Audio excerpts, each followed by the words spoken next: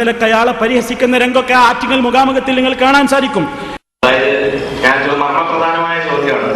അതായത് ഇസ്ലാം നിഷ്കർഷിക്കുന്ന മഹത്തായ മഹർ സമ്പ്രദായം ഇവിടെ ഉണ്ടായിരിക്കെ ഇസ്ലാമുമായി കുലബന്ധം പോലുമില്ലാത്ത ഈ സ്ത്രീധന സമ്പ്രദായത്തിൽ കൊട്ടിഘോഷിച്ചുകൊണ്ട് അതിന് ചില മുടന്ത ന്യായങ്ങൾ ഉന്നയിച്ച് അതിന് പഴുതു കണ്ടെത്താൻ ശ്രമിക്കുക മാത്രമല്ലേ, നേരെ മറിച്ച് പണ്ഡിതധർമ്മം ഒരു സമൂഹത്തിൽ ഇത്തരം അനാചാരങ്ങൾ ഉണ്ടാകുമ്പോൾ പണ്ഡിതന്മാർ അവരുടെ കടമ നിർവഹിക്കുകയല്ലേ ചെയ്യേണ്ടത്.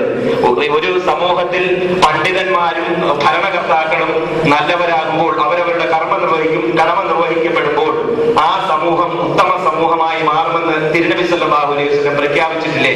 അതുകൊണ്ട് തന്നെ ഈ അനാചാരം നടക്കുമ്പോൾ അല്ലെങ്കിൽ മോശമായ അല്ലെങ്കിൽ മാന്യതയ്ക്ക് നിരക്കാത്ത ഈ സംഭവം നടക്കുമ്പോൾ അൽ ഫാത്തിഹ പറയുന്നതിന് പകരം ആദ്യമായി അല്ലെങ്കിൽ അത് നടന്നതിന് ശേഷം സുഹൃത്തെ ഇത്തരം പരിപാടി നിങ്ങൾ നിർത്തിവെക്കുക, ലക്ഷക്കണക്കിന് യുവതികൾ ഇവിടെ നിർധനരായ യുവതികൾ സ്ത്രീധനം കൊടുക്കാൻ കഴിവില്ലാത്തതിന്റെ പേരിൽ കഷ്ടപ്പെടുത്തുന്നത്, നിങ്ങൾ അതിന് പരിഹാരം കാണാൻ ശ്രമിക്കുക. അദ്ദേഹം അച്ചാരം വാങ്ങാതെയും സ്ത്രീധനം വാങ്ങാതെയും കെട്ടി എന്നൊരു അബദ്ധം പറ്റിപ്പോയി. മറ്റുള്ളവരെ കൊണ്ടും ആ അബദ്ധം ചെയ്യിപ്പിക്കാൻ ഒരുപക്ഷെ ശ്രമിക്കാനായിരിക്കും ശ്രമിക്കുന്നത്. പണ്ടൊരാൾ മുട്ടയടിച്ചപ്പോ ഇതുപോലെ ആയിരുന്നു.